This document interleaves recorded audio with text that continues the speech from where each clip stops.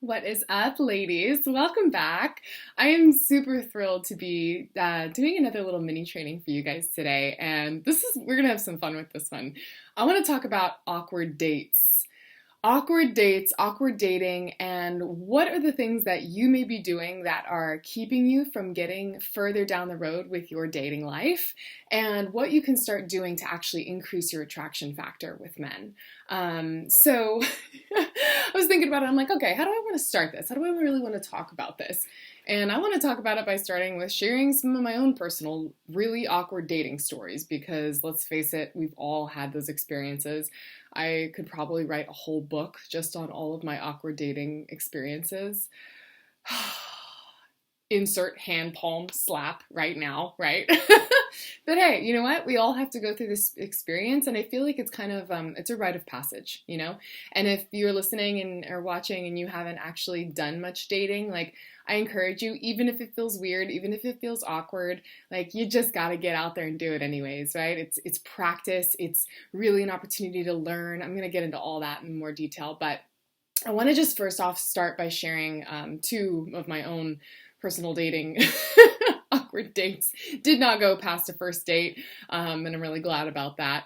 The first one, this was in college. Actually, they were both in college. I went to a college where there were a lot of immature boys. I'm sure that's how most people feel in college. There's a lot of immature boys, you know. And I was feeling mature. I was like, I wanted to meet someone real. I wanted a man, you know.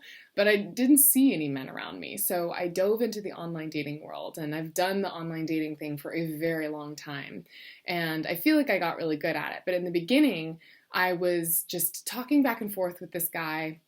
We were texting, we were doing all the things that I say, don't do that anymore, right? We were just texting back and forth. We'd gotten, I think, on one phone call, and we decided to meet up. But it was like one of these things where we kept trying to meet up, and it just kept like falling apart. He was living in San Luis Obispo. I was living in Santa Barbara. So it was about an hour and a half drive to meet up with each other. And with our schedules being in college, like we both just could never connect.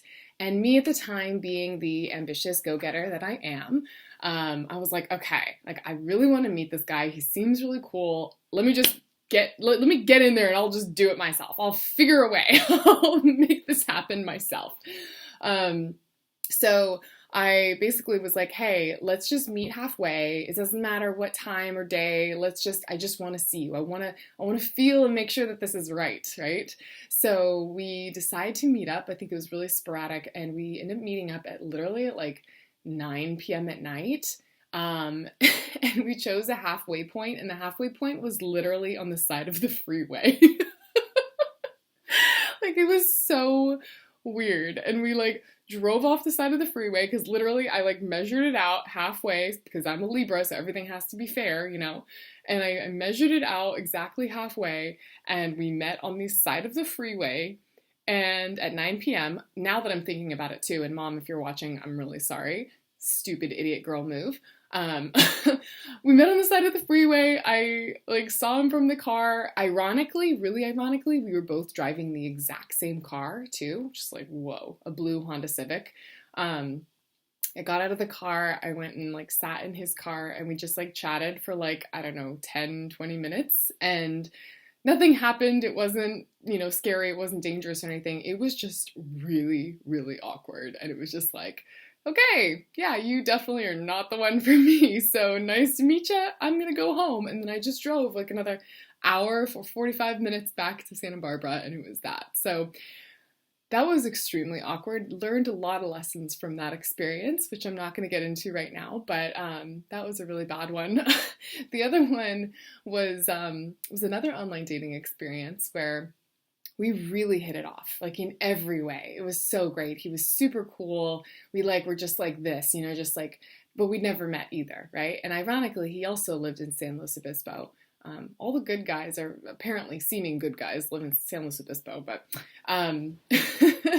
we were connecting and talking on the phone a lot because I learned I don't want to text. I want to talk to them on the phone. So we were talking on the phone a lot, but we'd never met.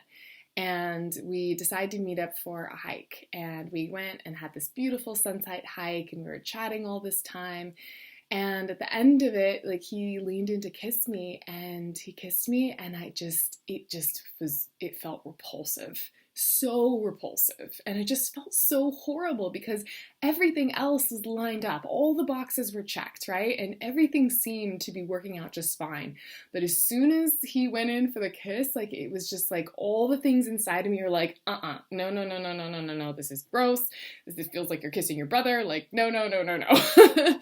And that was like really, really awkward to have to then tell him afterwards, like, this just feels weird. This feels awkward. This feels gross. I can't. And to have to say that to his face and end the little bit of a relationship that we had started was so hard. It's so awkward. So, anyways, those are just a few of my many, many, many stories of some crazy moments. But I just want to remind you that if you've had your own versions of awkward stories in dating, which I'm sure we all have, it's so just a part of the process, but we can start to learn from these experiences, and we can actually start to be more intentional about how we show up and how we choose to date. And as I started becoming more of a veteran of this whole online dating world and just dating world after doing it for so many years and being single for so many years, I started to find out that there was definitely a way to do it right and a way to do it quote unquote wrong, right? That just created a lot of awkward experiences. So I want to share some of these things with you so that you can know that no matter where you're at and what you're doing, we can shift this. We can move you through this, and I've got you. I'm in your corner. So I think the biggest thing that I want to talk about that I really started to learn from this whole process is that dating is so much more about ourselves. Right? It's so much more about how we get to learn about us than learning about the other person. And really, if you approach dating and relationships as a way of learning about who you are in their presence versus trying to fit yourself into who they are, it creates an entirely different shift in the way that you show up. And so I'll give you an example. I remember towards the end of my dating life, as I was starting to date I was dating a few different guys at the same time, but had my eye on the main one, right? The one that's now the main one. But I was dating a few of the guys at the same time, and I had this just realization that it really didn't matter who I was with, as long as I was enjoying my own presence. And that was a really big shift for me because I started showing up, and I'd go to parties and I'd go to like friends' hangouts and barbecues, and I really didn't care so much about what people thought of me as long as I enjoyed hanging out with me. And what I noticed is the more that I enjoyed hanging out with me, other people enjoyed hanging out with me. Versus from the past, when I was in more of the early dating stages in college, I was so caught up in like, okay, is this going to work? Who is he? What are all of his credentials? What are checking all the boxes on who he is and where he's at and what he's doing with his life. And it kept me so much in my head, and it felt very transactional in the interactions. And definitely give me a like or a thumbs up if this is something that you've also recognized for yourself, because it can be really, really easy to start to look at dating as almost like an interview. And I've heard this from clients I talk to too, where it feels like an interview. It feels transactional of just like, do we match? Yes or no? If no, I've got way better things to be doing with my time, right? So let's just kind of get this show on the road. And that's not how we want to approach it, That's not really the way to build intimacy. Coming from that mind place of like, are you wasting my time or not? But unfortunately, that's how a lot of women do approach relationships. It's like, okay, I've got a really full life. I'm not really looking for any more guy friends. So let's just check this off and see, are you a match? Yes or no? Let me get out of here if you're not. But really, you're never even really giving the relationship a full, fair chance if you're doing that, because you're really just only showing a very sliver side of who you really are.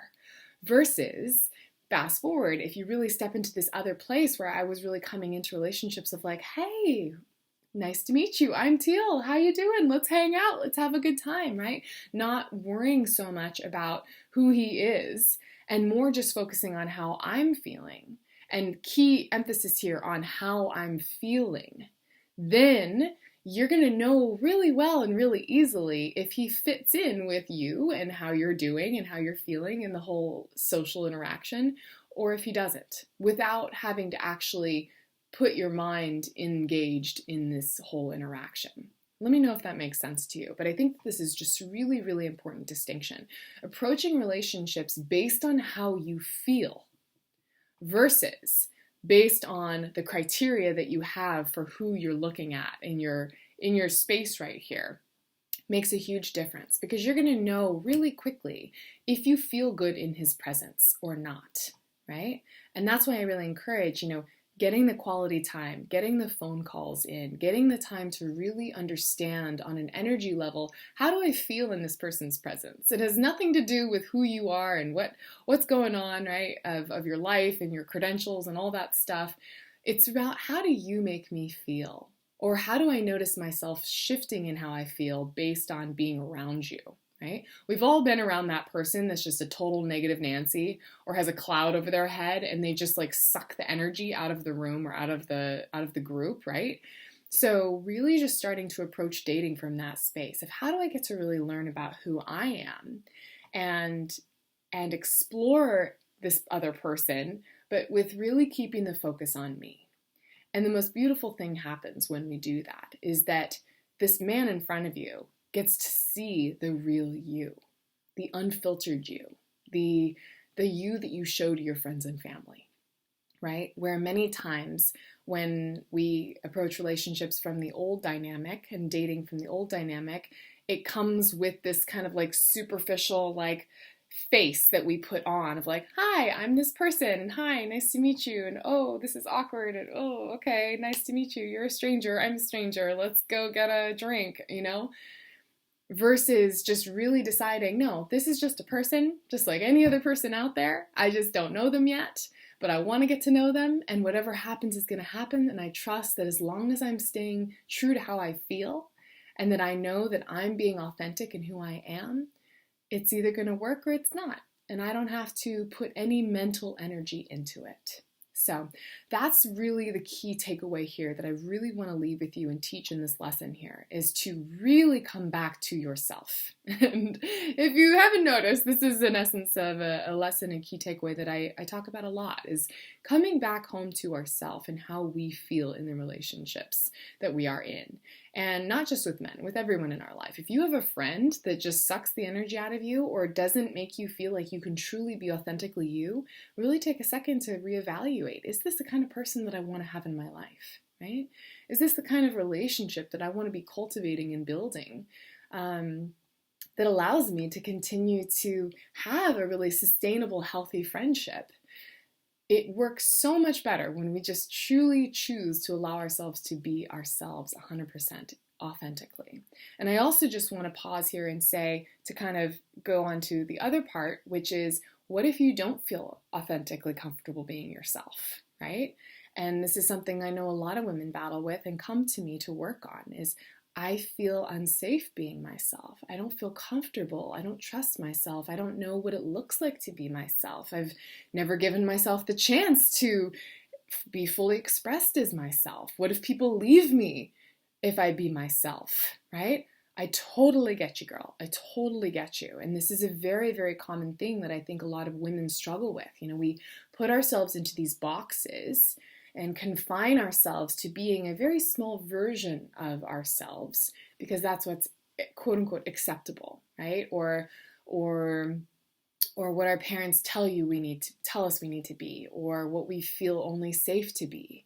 And this is something that is really important to just recognize and to start to break free from, because that can be a very constricting way to live and really confining, in suffocating your heart, not letting your heart breathe, right? Because you can't really show your heart to men, to a man, to friends, to family, if it's locked away in this little box of what's quote unquote acceptable for you to be, right? It's not going to work. It's not going to work. It may work for the short term, but over the long term, it's just going to end in you feeling resentful or angry or diminished. And we don't want that. right? We're in this for the long haul. We're in this for the full, sustainable, happy future you and Mr. and Mrs. You, right? So the first thing before really allowing yourself to be that authentic you in front of a man and testing to see if he can handle it or not, right, is making sure that you feel comfortable truly being you. And I just want to say, like, if you're in any of these places, I totally get you, girl. And I have so many amazing resources. And actually, I just wanted to share too that next week I'm going to be unveiling a whole brand new, huge, full training that I'm going to be offering, a full live training that I'm calling the 3 critical mistakes that women make when trying to attract the one. And I'm super thrilled to be sharing this because I've just been really deep diving into all of the common day mishaps that women tend to fall into without even realizing it, right? And starting to actually uncover those truths and share with you how you can shift out of that and start stepping into this woman that I've been speaking about, this high quality, high class woman that is authentic, that is confident, that is really truly the purest essence of you. Right? So definitely stay tuned for that. I'm going to be releasing that very soon. You can let me know if you want details of that and I'll send that over to you. But for now, I just want you to really just take a second to really ask yourself, are you living a sheltered version of your own experience? Do you feel safe? Do you feel comfortable in being the authentic you? And if you do, start playing with this and giving yourself permission to just be her 100% when you go out on dates without overthinking it, without trying to fit into what the man's thinking or what he wants, just being you, and notice the difference and notice the shift. And as always, write back to me and let me know how it goes. Talk with you soon, babe. Mwah.